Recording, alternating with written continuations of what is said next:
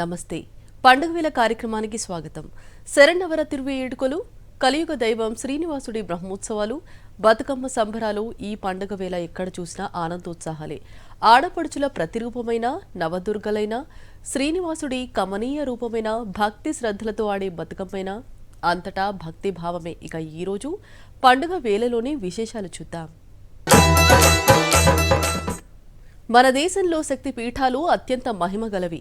హిందువులు పార్వతీదేవిని ఆరాధించే దేవాలయాల్లో పురాణ గాథల ఆచారాల పరంగా ప్రాధాన్యత సంతరించుకున్న కొన్ని స్థలాలను శక్తి పీఠాలు అంటారు.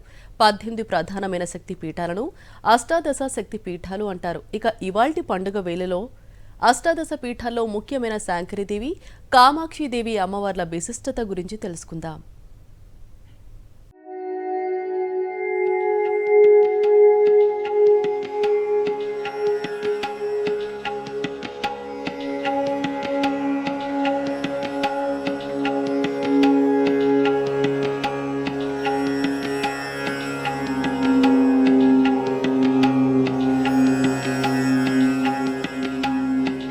దక్షయజ్ఞ కార్యక్రమమే అష్టాదశ పీఠాలు ఏర్పడటానికి మూలమని చరిత్రకారులు చెప్తూ ఉంటారు. తాను జరపబోయే బృహస్పతి యాగానికి దక్షుడు తన కూతురు దాక్షాయిని, అల్లుడు శివుడిని తప్ప అందరినీ ఆహ్వానిస్తాడు. తన ఇష్టంతో సంబంధం లేకుండా దాక్షాయని శివుణ్ణి పెళ్లాటమే అందుకు కారణమని పురాణ గాథ. పిలుపు లేకుండానే దాక్షాయిని యాగానికి వస్తుంది. అక్కడ దక్షుడు ఇతరులు చేసిన శివనిందను భరించలేక ఆమె యోగాగ్నికి ఆహుతవుతుంది. ఉగ్రరూపుడైన శివుడు విషాదంతో దాక్షాయిని భుజాన వేసుకుని సంచరించసాగాడు.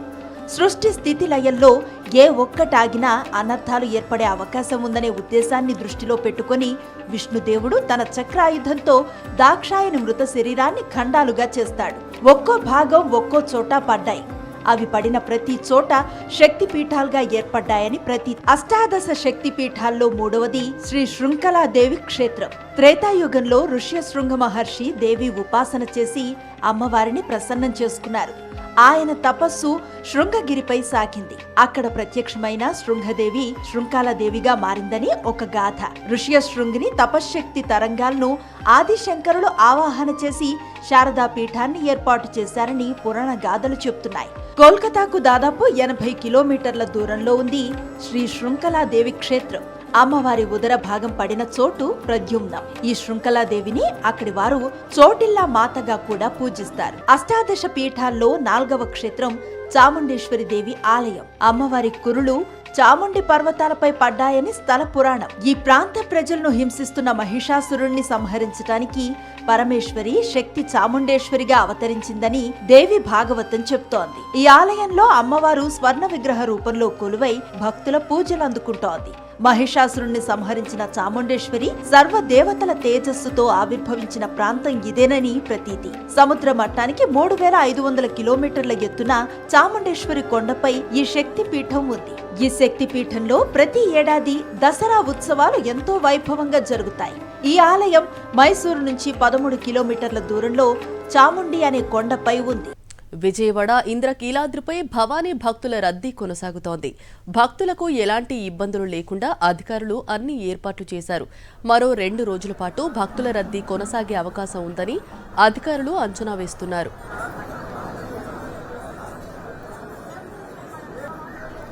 ఇక ఇదే విషయానికి సంబంధించి మరింత సమాచారాన్ని మా ప్రతినిధి అశోక్ అందిస్తారు. అశోక్.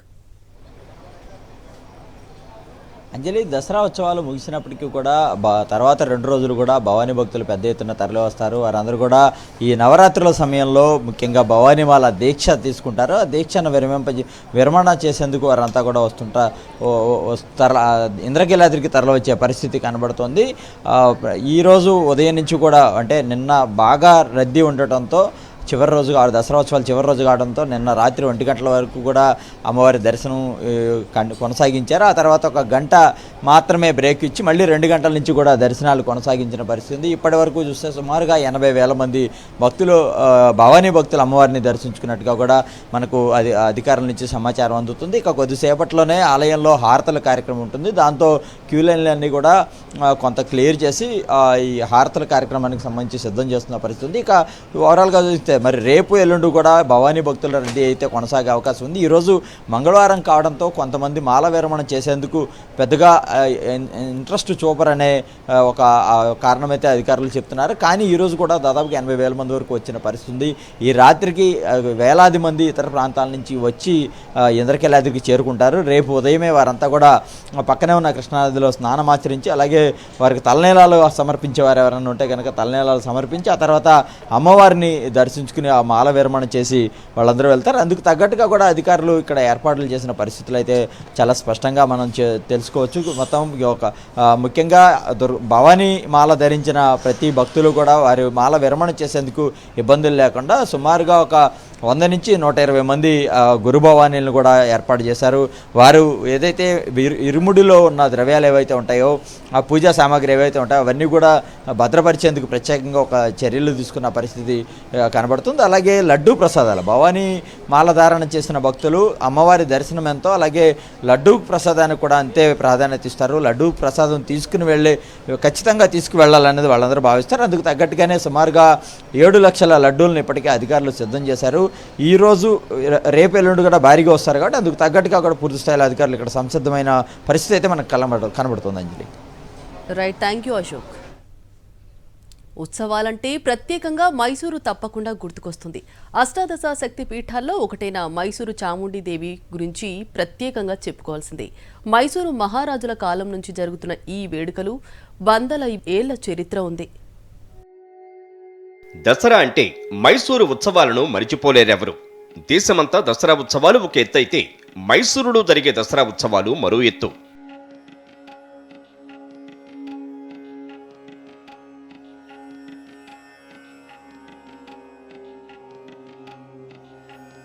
నాలుగు 400 ఏళ్లకు పైగా చరిత్ర ఈ మైసూరు దసరా ఉత్సవాల సొంతం.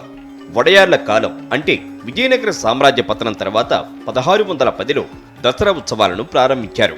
1000 మెట్ల కొండ మీద ఉన్న చాముండీదేవి ఆలయాన్ని చాముండి బెట్ట అంటారు. ఆధునిక సంప్రదాయాలకు అనుగుణంగా మైసూరు దసరా ఉత్సవాలు జరుగుతున్నప్పటికీ కర్ణాటక సంస్కృతి సంప్రదాయాలు దేశ సాంస్కృతిక చిహ్నాన్ని ప్రతిబింబిస్తూ ఈ మైసూరు ఉత్సవాలు సాగుతాయి. మొత్తంగా భారత సంస్కృతి సంప్రదాయాల మేళవింపుల 9 రోజుల పాటు చాముండీదేవి నవరాత్రి ఉత్సవాలు అంగరంగ వైభవంగా జరుగుతాయి. మైసూరు దసరా ఉత్సవాలకు ప్రపంచ స్థాయి గుర్తింపుంది. మైసూరు మహారాజులకు చాముండీదేవి కులదేవత కూడా. కర్ణాటక రాజధాని బెంగళూరే అయినప్పటికీ సాంస్కృతిక రాజధాని మైసూరే.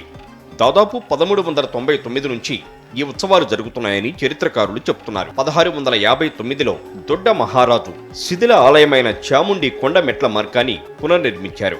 దసరా 10 రోజులు పూలు ఉత్సవాలు ఊరేగింపులతో కర్ణాటక రాష్ట్రం మైసూరు ప్రాంతం దక్షిణాదికే గుర్తింపు తెచ్చింది. వడయార్ రాజవంశం ఈ ఉత్సవాలను ప్రారంభించినట్లు కన్నడిగుల విశ్వాసం.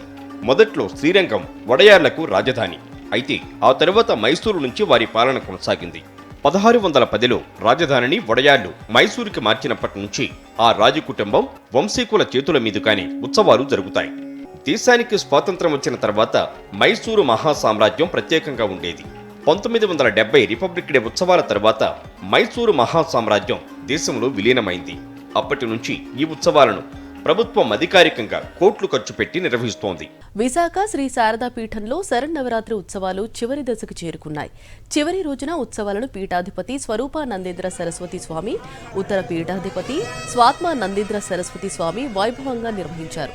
గోమాత పూజలతో ఉత్సవాలను ప్రారంభించారు. సుబ్రహ్మణ్యేశ్వర స్వామి తాండవ పూర్తి సెమీ వృక్షానికి పూజలు నిర్వహించారు. అనంతరం శారదా స్వరూప రాజశ్యామల అమ్మవారికి పంచామృతాలతో పాటు విశేష ద్రవ్యాలతో పీఠాధిపతులు అభిషేక మహోత్సవాన్ని నిర్వహించారు. అమ్మవారికి విశిష్టమైన పూజలతో శారదా పీఠంలో పండుగ వాతావరణం నెలకొంది.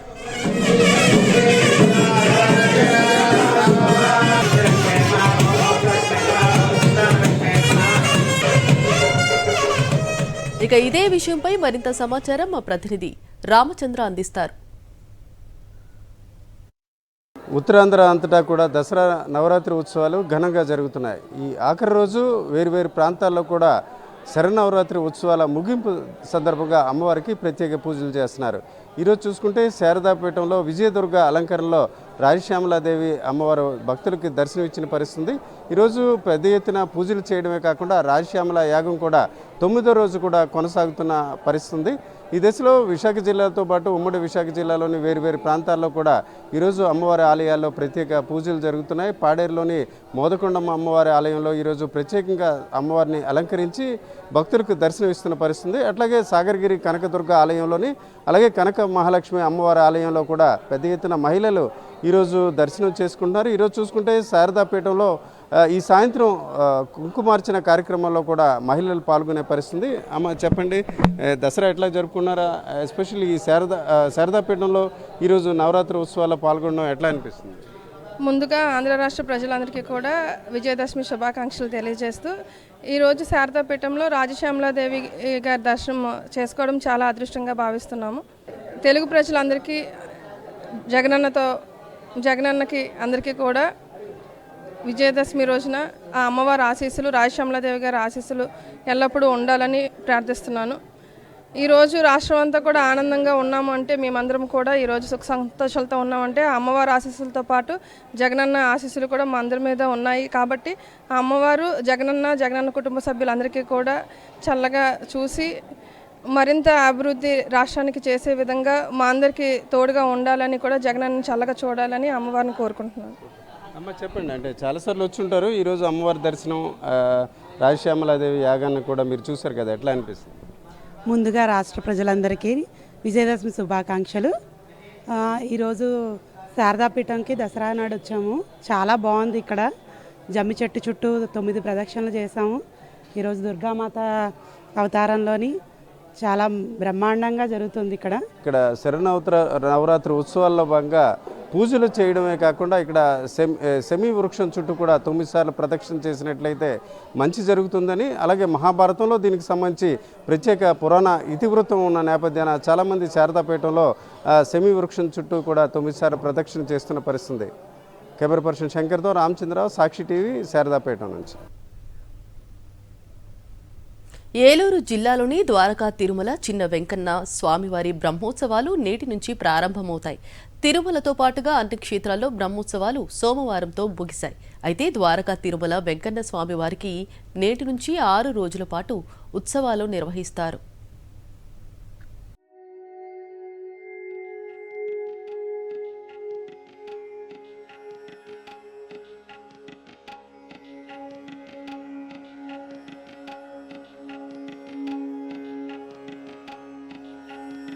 ఏలూరు జిల్లా ప్రముఖ పుణ్యక్షేత్రం ద్వారకా తిరుమల చిన్న వెంకన్న ఆశ్వయుజ మాస బ్రహ్మోత్సవాల ఏర్పాట్లు జోరుగా జరుగుతున్నాయి. ఇవాల్టి నుంచి ఈ నెల 29 వరకు స్వామివారి బ్రహ్మోత్సవాలు నిర్వహించనున్నారు ఆలయ నిర్వాహకులు. స్వామి అమ్మవార్లను పెళ్లికొడుకు పెళ్లికూతుర్లుగా చేయడంతో ఉత్సవాలు ప్రారంభమయ్యాయి.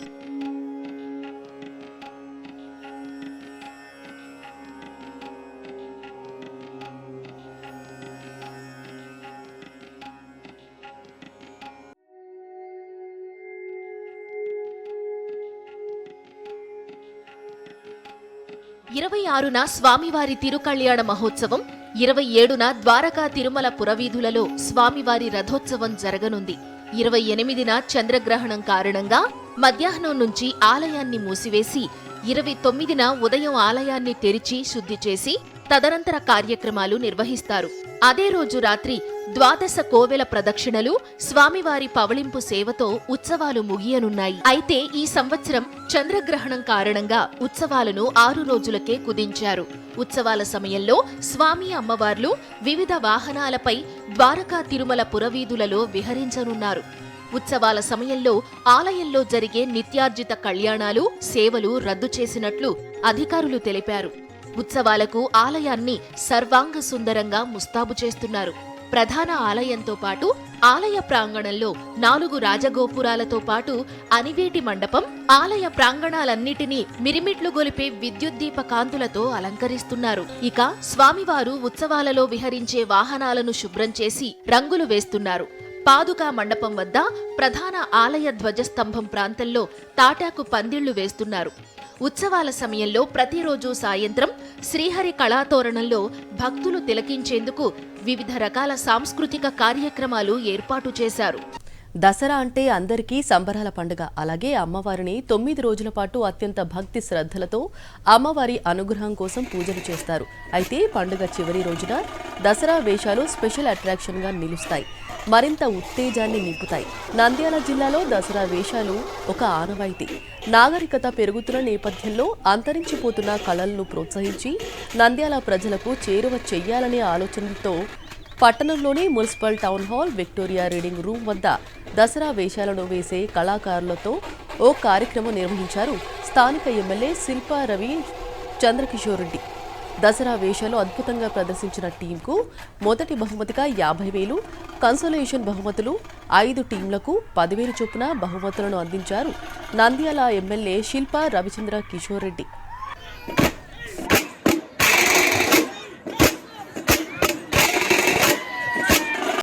ఇది ఇవాల్టి పండుగ వేళ కార్యక్రమం. నమస్తే.